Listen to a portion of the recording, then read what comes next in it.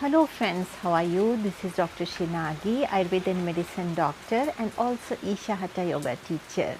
So today we are going to answer the question like why some people have this experience that after doing yoga they feel very irritated or they get very uneasy. Like why it is happening, like after doing yoga the things should become better, why it becomes little bit irritation happens, because many times I meet many people. To some people yoga give tremendous benefits, but only handful of people are like that. They comes and they complain like the day I do yoga it disturbs me, or only I have observed after this yogic practice this happened to me. I feel very dizzy, I feel foggy, I feel irritated. And why this is happening? I am doing the practice perfect, I am doing everything perfect, and why this is happening? So the answer, from ages we know like yoga is recommended in the morning hours. But if you want to pay attention why is it so, Sadhguru has explained very beautifully into it.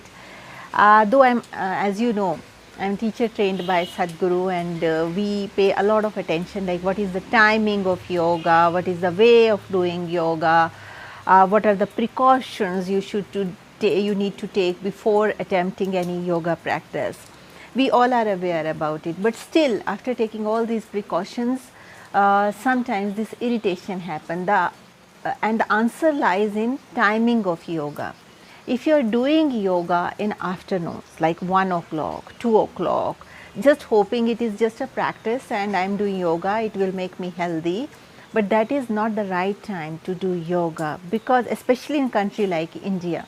India is a tropical country, and as I am Isha Hatha Yoga teacher, so during our training, during our courses, they explain like what happens if we do yoga in the very late hours or odd hours, or when there is a lot of hot weather outside. We all know yoga is recommended in certain temperature. After that temperature, like if the temperature crosses 32, yoga is not been recommended. You need a certain temperature to do yoga.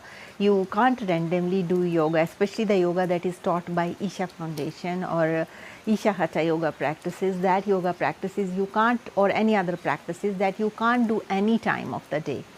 In a country like India, like which is a tropical country, it's been recommended you should do yoga before 8:30 and in the evening after 4:30. Why? Because in yoga there is a concept of samat prana or saman vayu.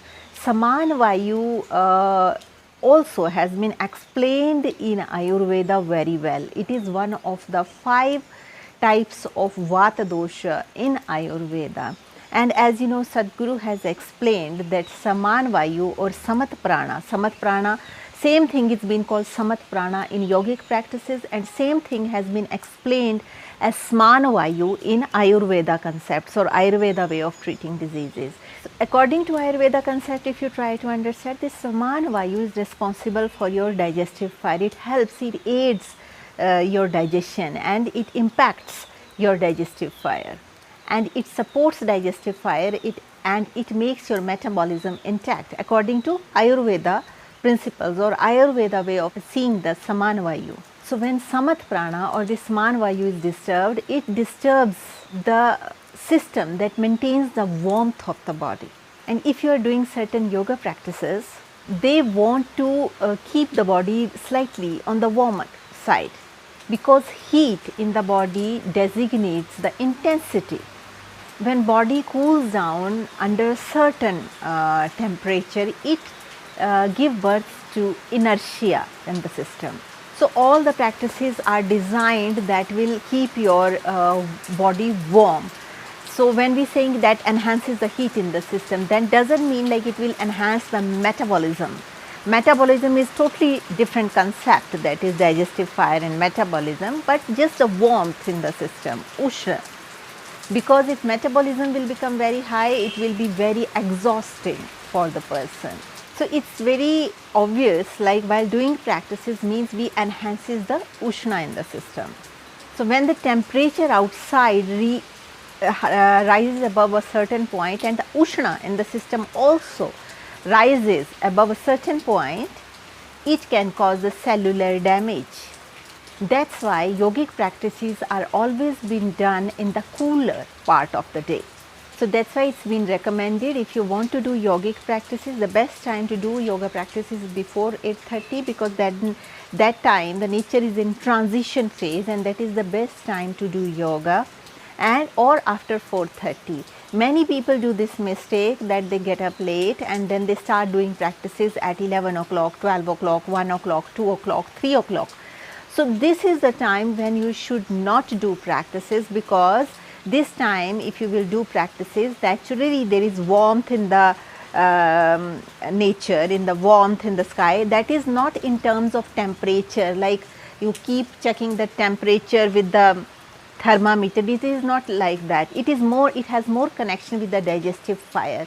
As you know, it doesn't matter it's summer or it's winter.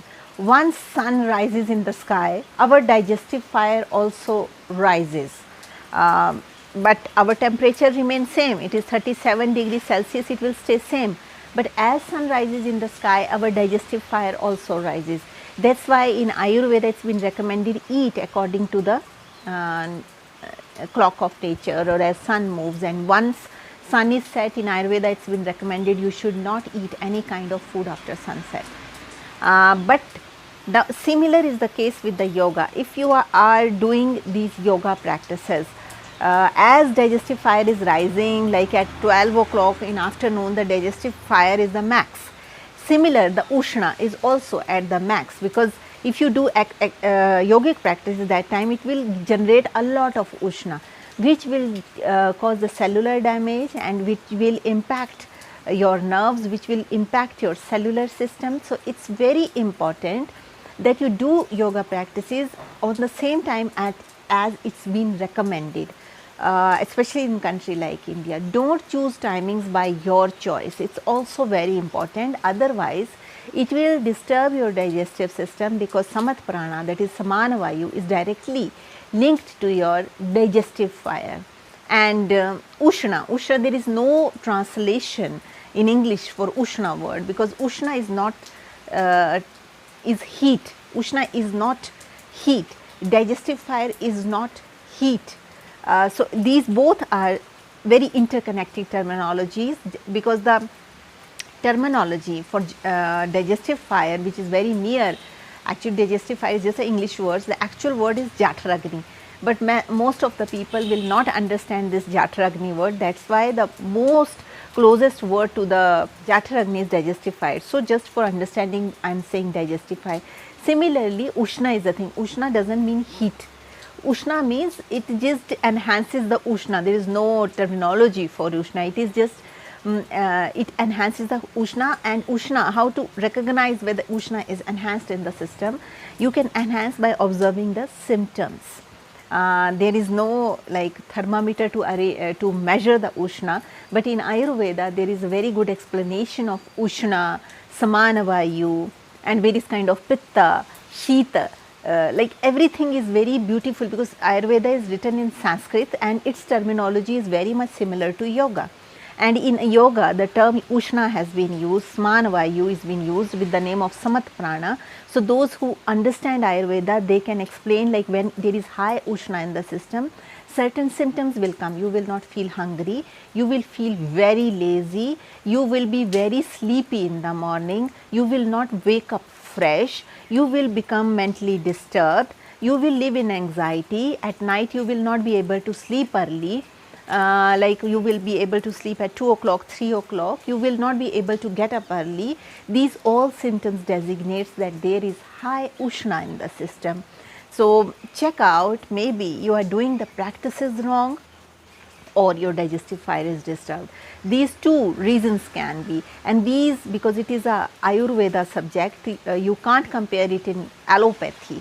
Like, oh, allopathy will ask, like modern medicine doctor, where is Ushna, where is this? Of course, because it is not your part, because yoga is not a part of allopathy, it is just different science. Ayurveda is just different science, and allopathy is just different science in itself. I am not saying which is big, which is small. I am not saying that, but we should take what is good in every pathy, every science for our well-being.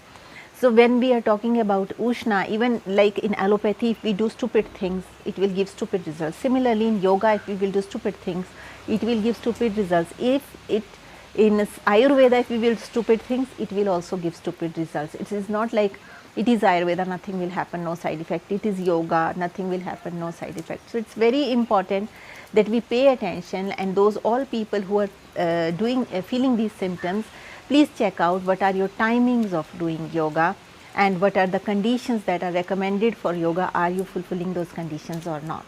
If you have any questions, please write down those questions in the comment section. I will try to answer your questions in the best possible way.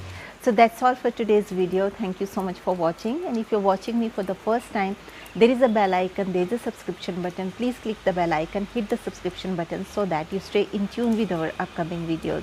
Also, if you would like to support us, there is a join button, a subscription button. You can click this join button and you can support us. Those of you who want Ayurveda consultations, please write to me on this given email ID, and I will let you know how we can schedule it.